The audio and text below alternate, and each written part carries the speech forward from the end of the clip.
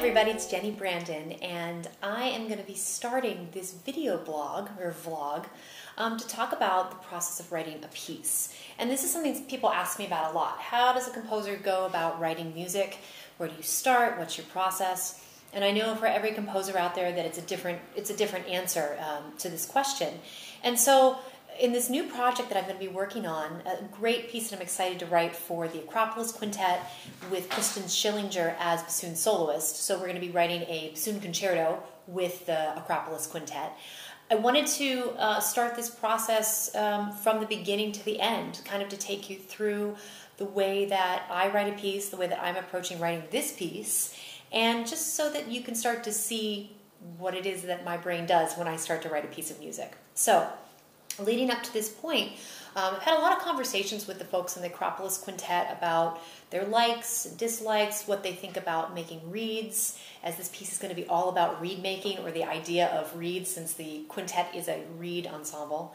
As the soloist, obviously bassoonist is a reed ensemble, as a reed as well. And so I wanted to explore what the performers felt about reeds. There's complicated relationships I know that reed players have with their reeds.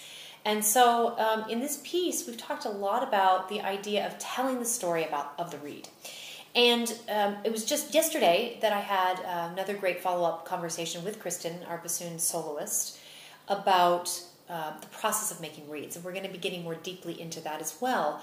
But we talked a lot about the role of the reed and from beginning to end, and the process that it goes through. And so, you know, took all my great notes here with the conversation I had with her yesterday. And so I've been thinking a lot about this piece and how I want to approach it. And for me, when I first start to work on a piece of music, I spend a lot of time just thinking about it. I don't put notes on the paper. I don't start doodling around at the piano. I literally sit down and just begin to think about it, right? So this piece we've been talking about for a while now, and so these ideas have been spinning in my head. And so when I start to begin to work on a piece, I'll start without even writing a single note down or even beginning to form the musical gestures in my head, so to speak. So I just wanted to show you today how I'm going to start. I got a nice big blank piece of paper, actually a couple, 11 by 17. I like that as far as a size to use, because what I'll start to do is I'll start to fill this up with ideas in colored pencil form. My multiple boxes of colored pencils here. I like working like this because I feel like it gives me freedom to explore. I was saying I don't get to writing the musical gestures right away, but I get to explore the idea of gesture, but in drawing form. Now, I am not an artist in any sort of way, but I find that this is very successful for me because it lets me see visually what the piece might look like before I even start to write a note down. And so I'm going to take some ideas that Kristen and I have talked about, ideas Acropolis and I have talked about, and I'm going to start to create basically kind of a canvas with my colored pencils.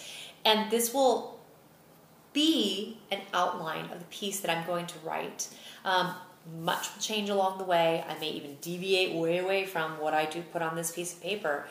But the idea is it's a roadmap. It gives me a place to start. So I'll come back in a little while after I've added some colors to this, and then I'll fill you in on the next part of it. All right.